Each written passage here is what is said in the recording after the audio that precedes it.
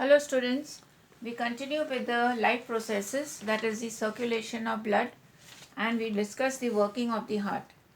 The cardiac cycle consists of one heartbeat, that is one cycle of contraction and relaxation of cardiac muscles. The oxygenated blood from the lungs is poured into the left atrium, which passes into the left ventricle through the valve. Once the left ventricle is full, the blood is pumped out to the different parts of the body. Deoxygenated blood comes from the body into the right atrium, which expands. The right atria contracts, the blood goes to the right ventricle, which pumps the blood into the lungs for oxygenation. Double circulation of blood in human beings. The heart consists of two sides, right and left. The right side receives deoxygenated blood from the cells and tissues and sends it to the lungs for purification. The left side of the heart receives oxygenated blood from the lungs, which is pumped and sent to all the parts of the body through blood vessels. This is called double circulation. The energy demand of human beings is too large, and hence there is a need for the separation of oxygenated and deoxygenated blood. Birds and mammals require a lot of energy to maintain the body temperature.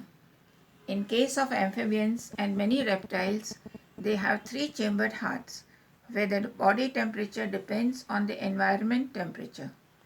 Fishes have only two chambers to their heart.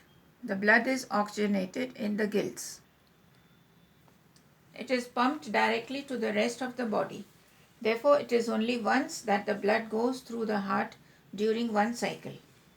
Lymph or tissues, it is a type of tissue fluid which helps in transport.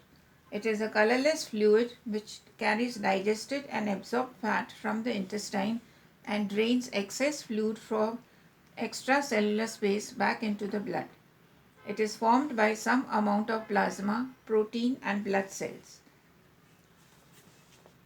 Transportation. In human transportation of oxygen, nutrients, hormones and other substances to tissues, carbon dioxide to the lungs and waste products to the kidneys is carried out by a well-defined circulatory system.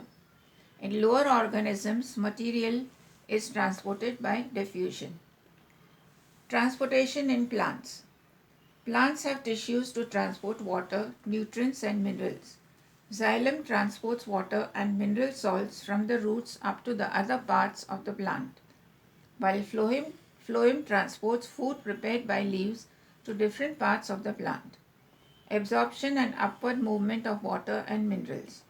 Water and dissolved mineral is taken up by plants through root hairs.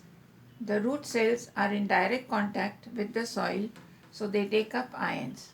This creates a difference in the concentration of these ions between the root and the soil. Water now moves in to remove this difference to the xylem of the root. From here,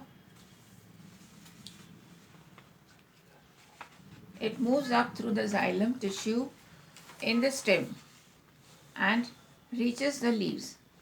Transpiration is the evaporation of water from the surface of the leaves through stomata. As water is lost from the leaves due to evaporation, water is taken up by the roots due to the transpirational pull.